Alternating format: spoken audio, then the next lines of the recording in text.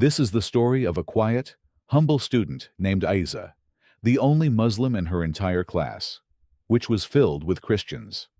Every single day, she is mocked, insulted, and laughed at. But one day, everything changes. She stands up, not with anger, not with violence, but with the power of reason and faith.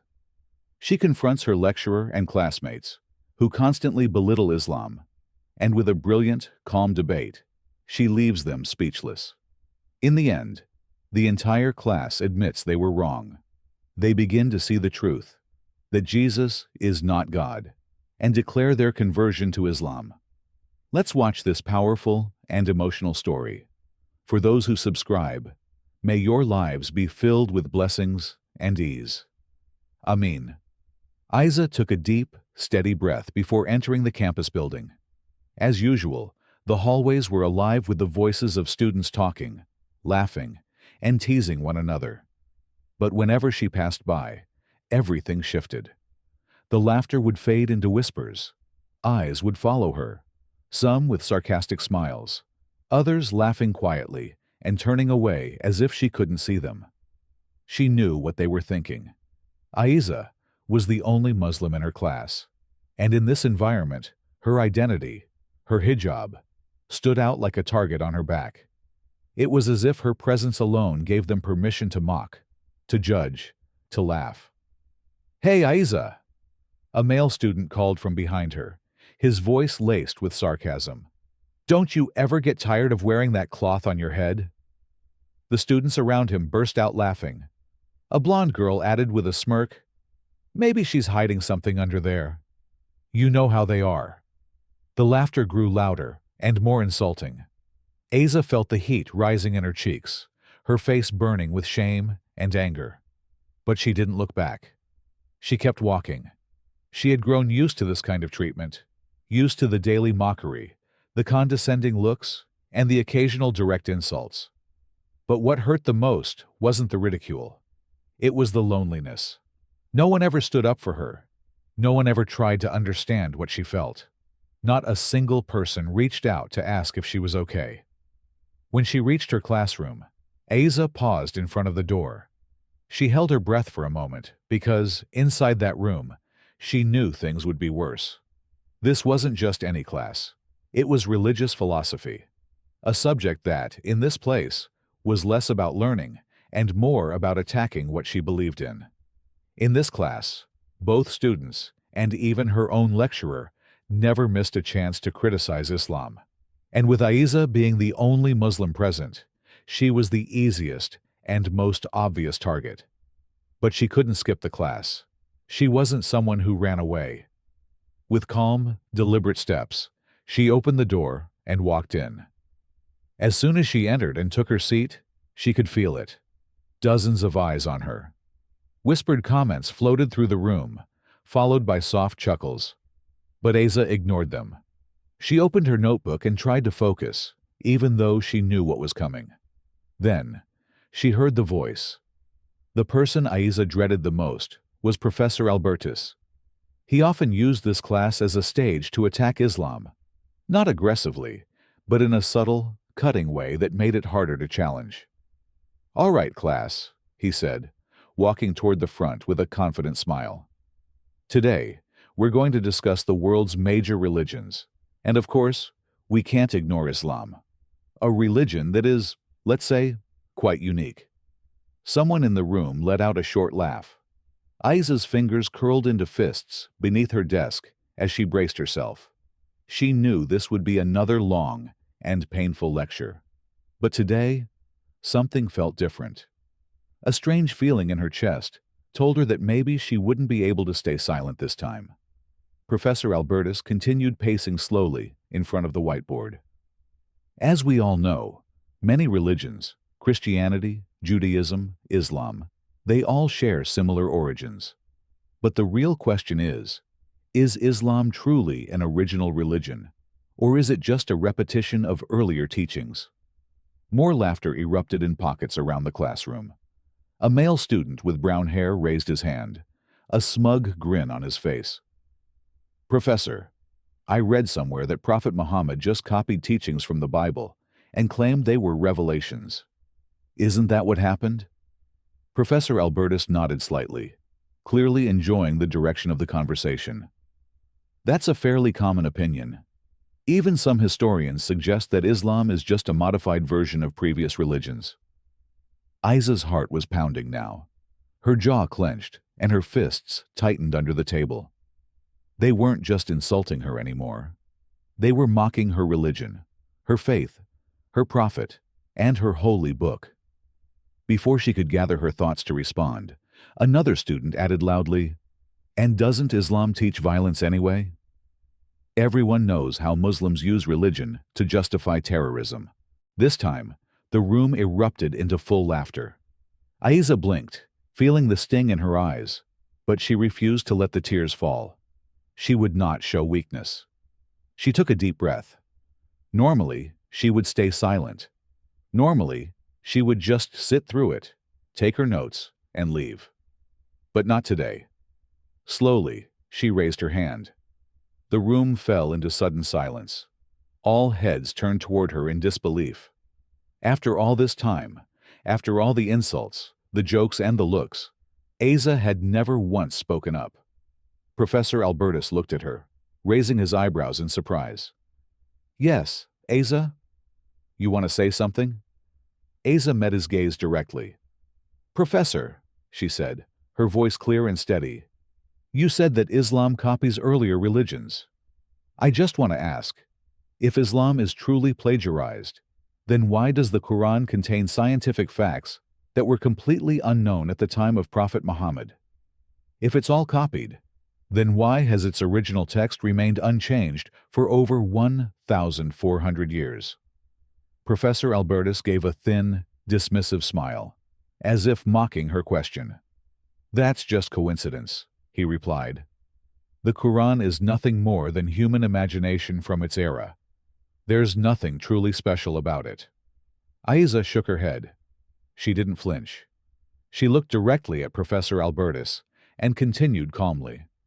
"Then what about the Quran, Surah Al-Anbiya, verse 30, where it says that the heavens and the earth were once a single entity before being separated?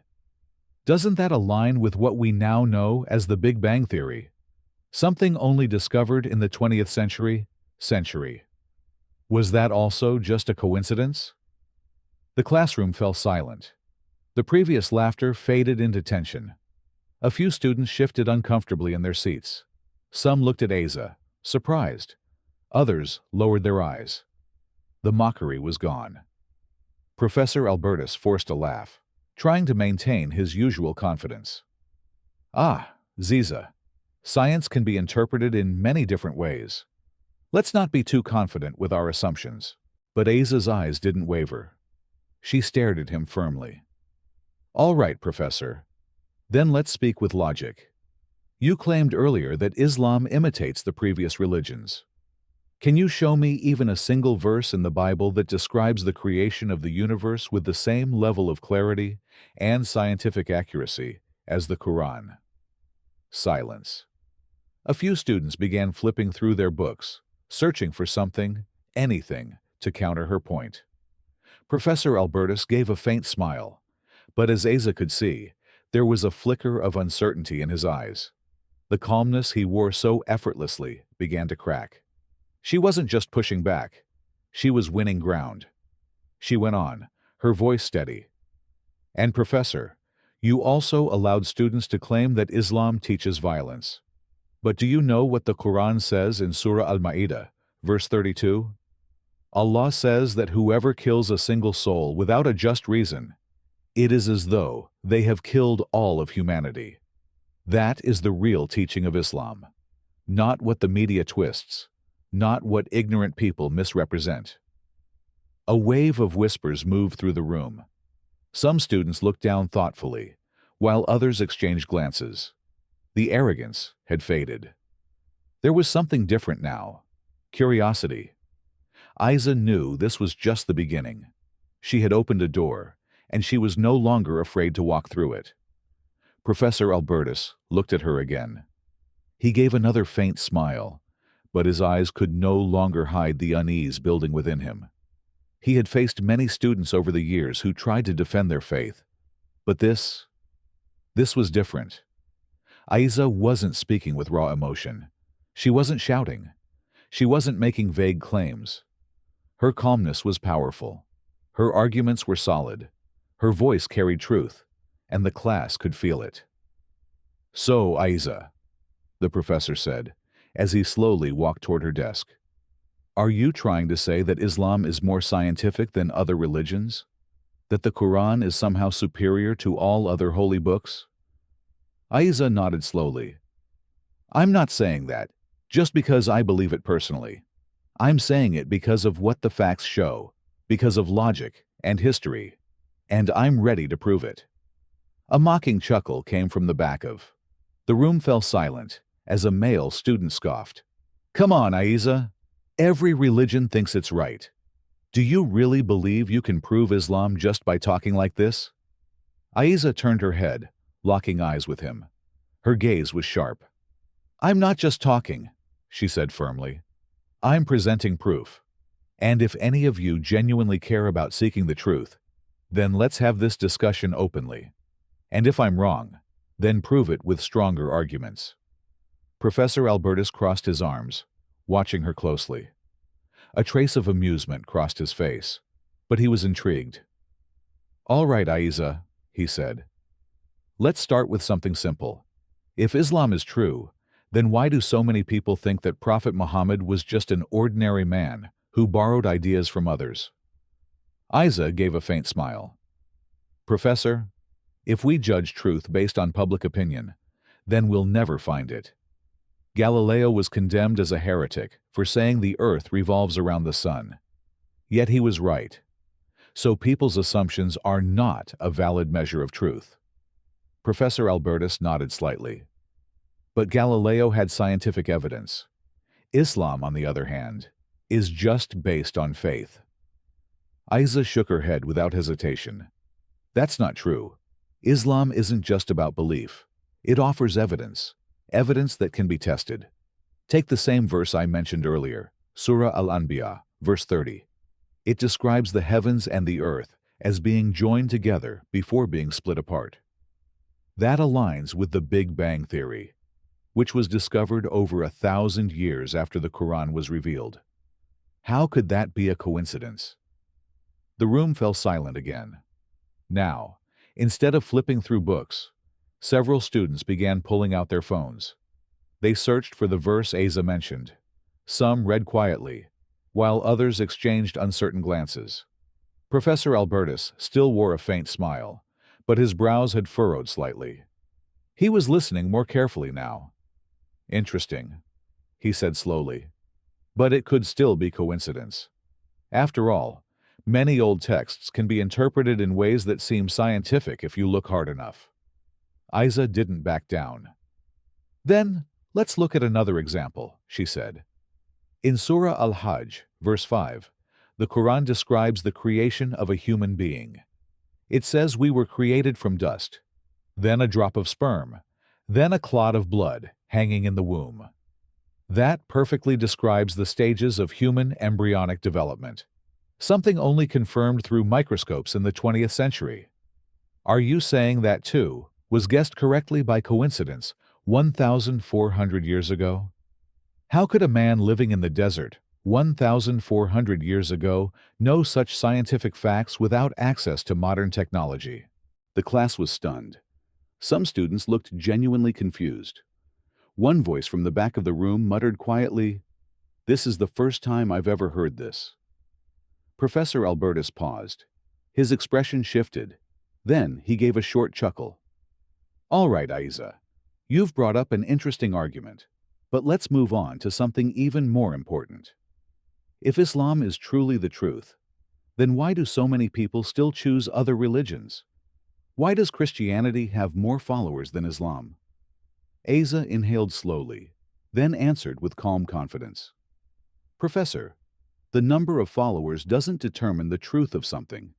If popularity equaled truth, then, at one point in history, the entire world believed that the earth was flat. Does that make their belief correct? Number truth is not defined by how many people accept it, but by facts and evidence. The room grew more serious. The earlier atmosphere of mockery was gone. There were no more side whispers, no sarcastic laughs, just silence and focused attention. Aiza continued, "And one more thing, Professor. Many people are born into a religion and follow it blindly. They never question whether it's right or wrong. But Islam doesn't teach us to follow blindly. It teaches us to seek the truth, to think critically, and not to accept something just because it's tradition." Professor Albertus stroked his chin thoughtfully. This time, he didn't respond right away. Aiza could tell she had planted a seed of doubt in his mind, but she also knew the conversation was far from over. There was still one more question to be addressed, the hardest one, the question about Jesus and whether he is God. She prepared herself. This was the part of the discussion where the classroom was so quiet, now you could hear the shuffling of a single piece of paper. Every eye was on her. Every mind was engaged. There were no longer any scoffs, just curiosity filling the space like thick air. Professor Albertus gave her a faint smile, but this time his voice carried no sarcasm. It was steady and direct. "All right, Aiza. You've made some strong points about Islam and science, but now I want to ask something even more fundamental. If Islam is the truth, then what about Jesus? According to Christian belief, Jesus is God. How does Islam deny that?" Aiza nodded as if she had been expecting this all along. She placed her hands gently on the table, pressing her fingers together, and began speaking with a calm but firm voice. "Professor, let's discuss this using logic.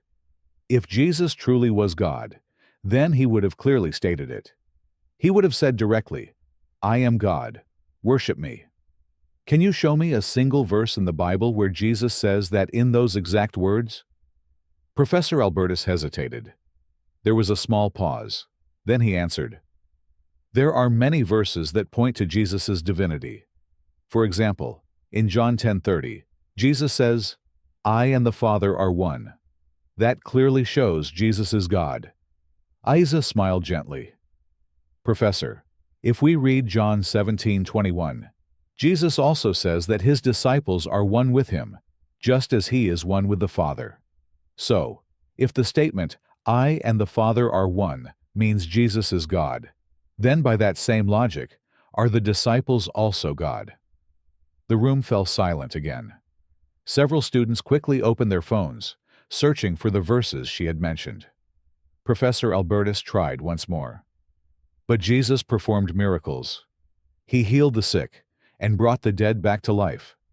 Isn't that proof of his divinity?" Aiza shook her head. "Miracles are not exclusive to God. Prophet Moses parted the sea, but he wasn't God. Prophet Elijah brought the dead back to life in the Old Testament. Was he God? Miracles are signs of prophethood, not proof of divinity." Professor Albertus was visibly uncomfortable now, but he pressed forward, unwilling to back down. "But Jesus forgave sins. Isn't it only God who can forgive sins?" Aiza smiled again. In John 20:23, Jesus tells his disciples that they too can forgive sins. Does that mean his disciples are also God? Forgiveness can be given through God's permission. It does not make someone divine. The tension in the room had reached its peak. Aiza could see it. Students were no longer looking at her with mockery, but with curiosity and confusion. Some had even begun to look at their professor with questioning expressions. She leaned forward slightly. "And one more thing, Professor. If Jesus was God, then why, in Matthew 27:46, did he say, 'My God, why have you forsaken me?'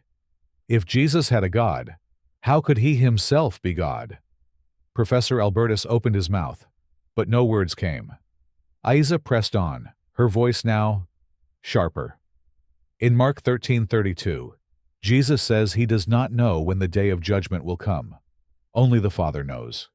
If Jesus is God, How could he lack knowledge of something God must know? A student from the back whispered, "I've never thought about it like this before." Aiza turned to the professor again, looking calm but resolute. "But today," he continued, "you've made me question everything. I always thought I understood Islam, but I realize now I was looking at it from the wrong angle. I absorbed what the media showed me, what others told me. I never once tried to understand it from its own source." Aiza said nothing. She simply listened, allowing him to speak freely. "I won't pretend that I can accept everything overnight," Professor Albertus admitted. "But one thing I do know. What you spoke today, you spoke with evidence, with calmness, with conviction. And that kind of truth cannot be ignored. If what you say is true, then I want to learn." More than, from the corner of the room, a student raised his hand. "I do too, Professor," he said. Another followed. "I also want to know more about Islam." Then another. "Me too." One by one, students who once laughed at her began to raise their hands, voices filled with sincerity, curiosity, and humility. The same students who had mocked, teased, and whispered behind her back were now lowering their heads, their hearts trembling with the truth they had just witnessed. Professor Albertus looked at Aiza with new eyes. Eyes not of a skeptic, but of someone yearning for understanding. "Aiza," he said quietly, "are you willing to guide us, to help us understand Islam from the right sources?" Aiza looked around the room, her eyes shining with emotion. Never in her life had she imagined this day would come, when the same people who insulted her would now come to her, hearts open, asking for guidance. With a gentle, tearful smile, she replied, "Of course, Professor. I would be honored to help you understand Islam." That day, it wasn't just a debate that had taken place. It was something far deeper. That day, hearts that were once closed began to open. That day, the light of Islam started to shine into corners that had long lived in the darkness of prejudice. And that day, history was made. A professor and nearly an entire classroom stood together and recited the Shahada, the testimony of faith. Their eyes welled with tears, their voices trembled, but their hearts were at peace. Aiza stood quietly, her own tears falling. She knew her journey wasn't over. Being a Muslim in a place full of prejudice would never be easy.